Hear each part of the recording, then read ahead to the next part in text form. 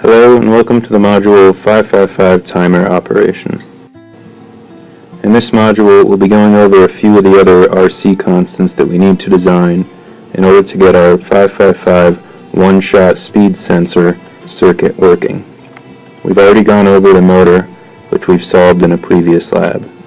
Additionally, in class we looked at the 555 one-shot itself. What we still need to design are our trigger circuitry as well as our low-pass filter circuitry. If you'll recall, our trigger circuit has an input of our encoder output. That's this 50% duty cycle square wave coming from our encoder, and this is applied to our trigger circuitry, which is then input to our 555 timer. Inside of our 555 timer, there's a comparator which compares our trigger output to a voltage of 1/3 of VCC to generate a set pulse for the internal RS flip-flop. That set pulse should look something like we see down here. Now as this circuit is operating, it transitions through 4 different states. We've highlighted these with the red lines on the plot over here. Initially, our first state, VCC is high. We have our encoder signal sitting at 5 volts, trigger is sitting at 5 volts, and our capacitor is sitting at 0 volts. In this state we can draw an equivalent circuit, seen down here. This is our first equivalent circuit. We have an encoder at 5 volts, we have VCC at 5 volts, and our capacitor voltage is 0 volts. Now if we add up the voltages on the right side of the circuit over here, we have 5 volts plus 0 volts. You'll see that this node right here is sitting at 5 volts, meaning we have 0 volts across our resistor. Now our first transition comes when encoder drops low, and you can see that right here. This is the first red line when encoder drops low. Now as soon as that happens, we're going to transition into a new state, and so we'll have a new equivalent circuit. You can see the second equivalent circuit right here, and you'll notice that once encoder drops low, we now have 0 volts on this side of the capacitor, meaning that our capacitor is equivalently directly attached to ground. Now VCC is still 5 volts, but in this state our capacitor voltage is transitioning. And so this is one we'll analyze in a little bit more detail later, because it'll set the timing for our trigger pulse. In any case, we're going to have the capacitor voltage continually increasing through this state. Eventually, our capacitor voltage is going to reach 5 volts as that resistor charges it up from 5 volts. And when that happens, we transition into a new state, as seen by this third equivalent circuit.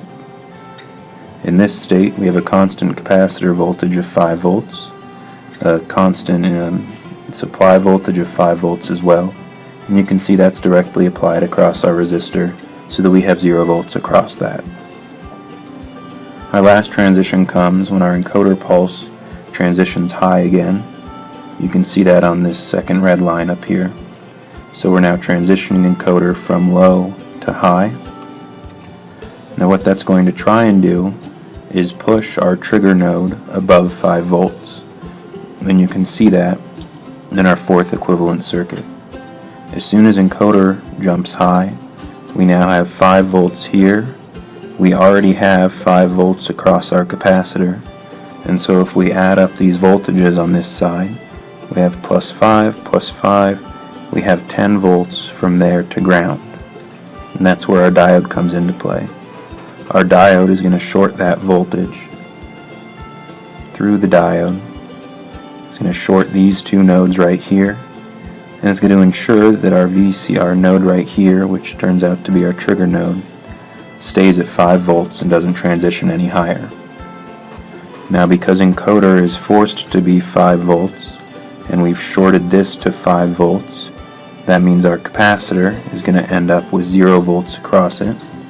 And you can see that in our waveforms as VC1 transitions down to 0. So these are the 4 states that happen. 2 of them are really steady state circuits. We have our first equivalent and our third equivalent here, those are just when the circuit is sitting around, so we don't need to analyze them anymore. Our last state we see here, we know what happens. The node tries to transition too high, and our diode shorts the voltage out, but we don't really care about that because it's not setting any of our timing. So we can ignore this fourth equivalent circuit as well. The one we need to analyze in a little bit more detail is this second circuit right here, because this is going to determine the timing of our trigger for our 555 timer. Now in class we analyzed a very similar circuit to this, and we're going to use the exact same procedure we did there. First of all, we'll notice that we have a single node on our circuit, and so we can write node equations into that. We have current flowing this way, and then current flowing down that way. We end up with 5 volts minus VC1 over R1 equals C dVC1 dt. And you should recognize this. This is pretty much the exact same as what we got before. Because of that, we can just write our answer directly. And we're going to jump to VC1 equals 5 volts plus some constant times e to the minus t over R1 C1. Of course, we've left a in here because our initial conditions may be different. So if we take a look, what's the value of VC1 at time 0? Well, it turns out that 0, our initial conditions are the exact same as before. So we can simply write the solution as VC1 equals 5 times 1 minus e to the minus t over R1 C1. And here we can double check. We have a t over an r times a c. R times c has units of seconds, t has units of seconds. It cancels out. Additionally, we're multiplying a unitless quantity and 1 minus a unitless quantity. So unitless quantity multiplied by 5 volts, we're going to end up with a voltage, which is the units that we want. So once we've solved for that equation, now that we've solved for the voltage at that node, we can take a look at how the timing works out. And if you remember, the internals of our 555 timer mean the trigger is going to be high as long as this voltage is below 1/3 of VCC. So we're going to solve for what point in time does this voltage reach VCC over 3. So we're looking for VC1 at time t trig equals VCC over 3. And we solve this in the exact same way as we did in class. You end up with VCC over 3 equals VCC times 1 minus e to the minus t trig over R1 C1.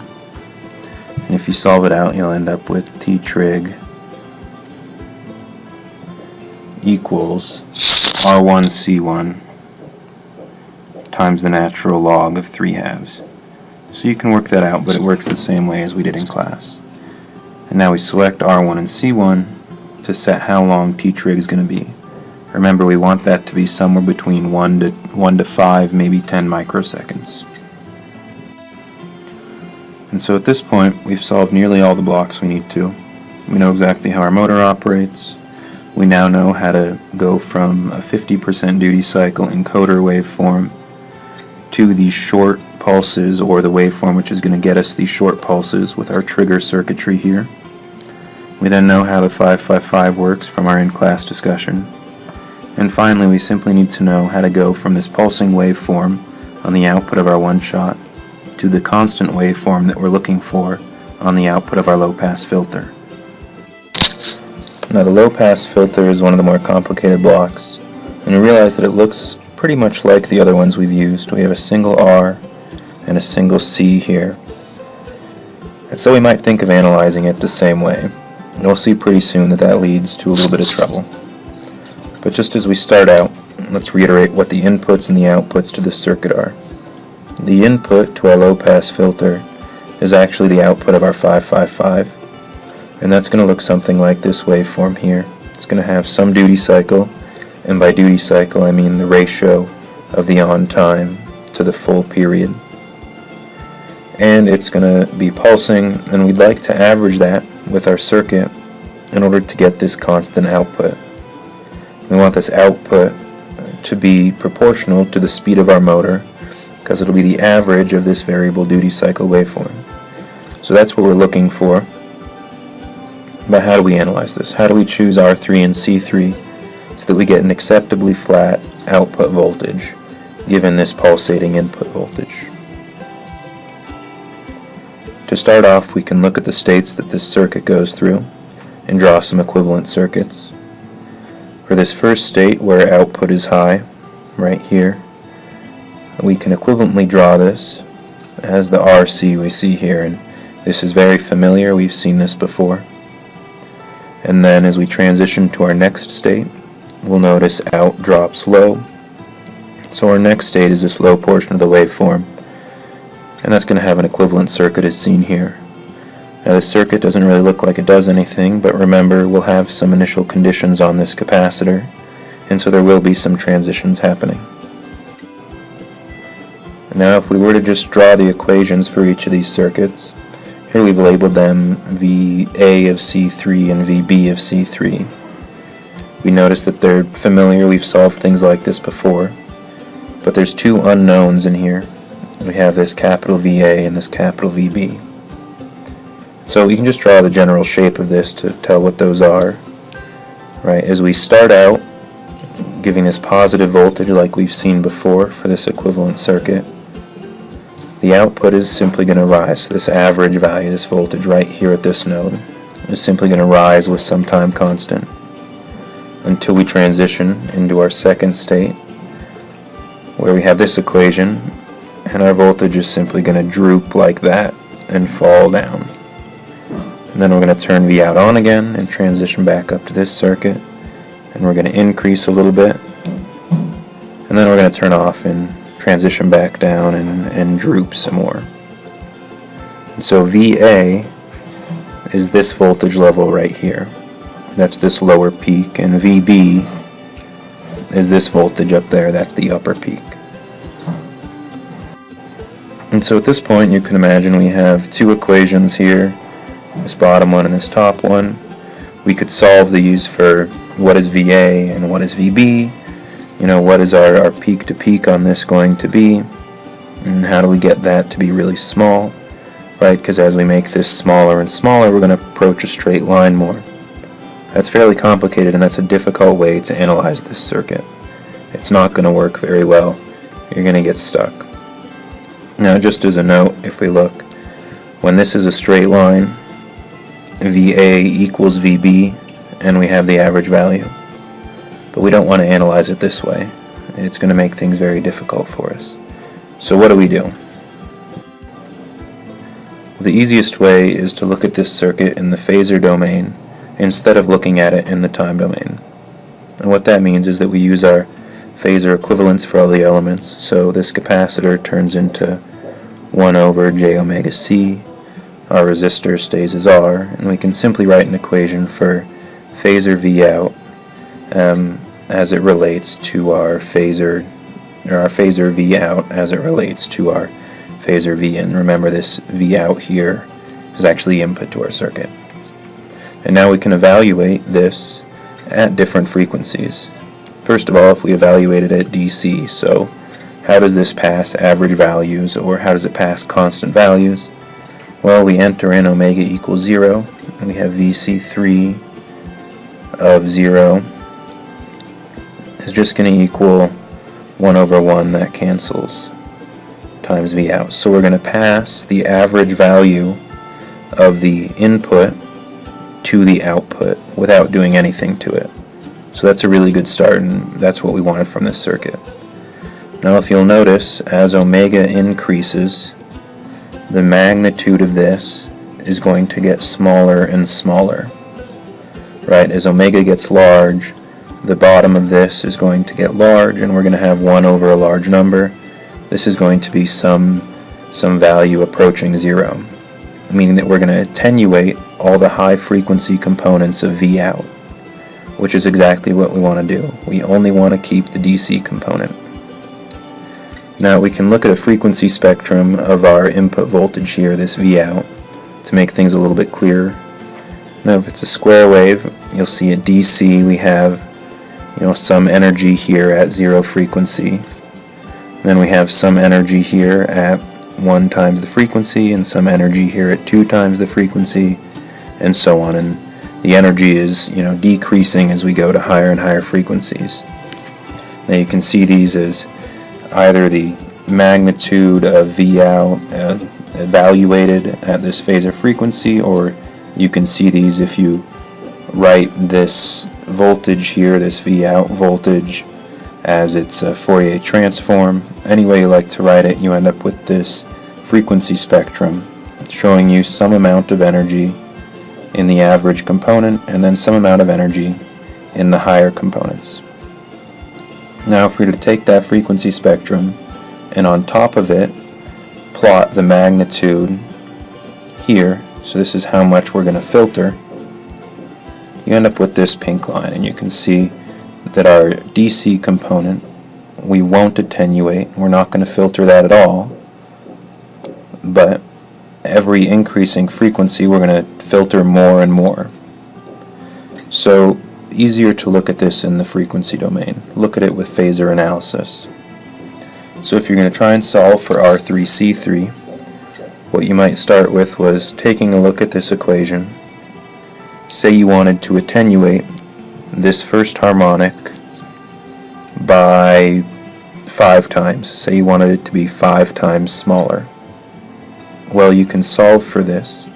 You can solve at what point does VC3 over Vout, and these are phasors, at what point does that equal 1 over 5 at this frequency? And so you're going to get then 1 over 5 equals 1 over J. This omega is that first frequency, so that's going to depend on what encoder frequency this is, times R3C3 plus 1. And you'll simply solve this for R3C3 because those are our only unknowns. Now what value do we use for omega for our encoder frequency? Well, we should use the minimum value of omega that our motor will give us. Why do we do that? Well, because if omega is larger, we're going to attenuate more anyway. So the best case is when omega is large, but we want to make sure that in the worst case, when omega is very small, we're still attenuating this first frequency enough. And so you can solve for R3C3 to get a value that you want, and then of course plug these into simulation and see that you do get very small ripple on your output here. And that's how we'll design our low-pass filter. Phasor analysis on this circuit. Now in the end, that'll get you approximate values for R3 and C3. But what we'd really like is simply simulate this in LT-Spice and find values for R3, C3, which keep the ripple on your speed. So that's that, right? Your speed's going to look something like this, and there's some average value in there. Your ripple is the difference between these two. You'd like to keep that ripple to be about 5 to 10% of your input voltage. So keep the ripple about 5 to 10% of 5 volts. And you can play around in simulation with different values of R3 and C3 in order to get the correct ripple out there. That's how we'll design R3, C3. Remember in class how we went over R2, C2 are going to set T on. We want T on to be slightly smaller than the minimum period of our encoder output. So solve for those. And then we've just gone over how to solve R1, C1 in order to get a trigger length of 1 to 5, maybe 1 to 10 microseconds. And those are the 3 different RC constants we have to look at for this circuit.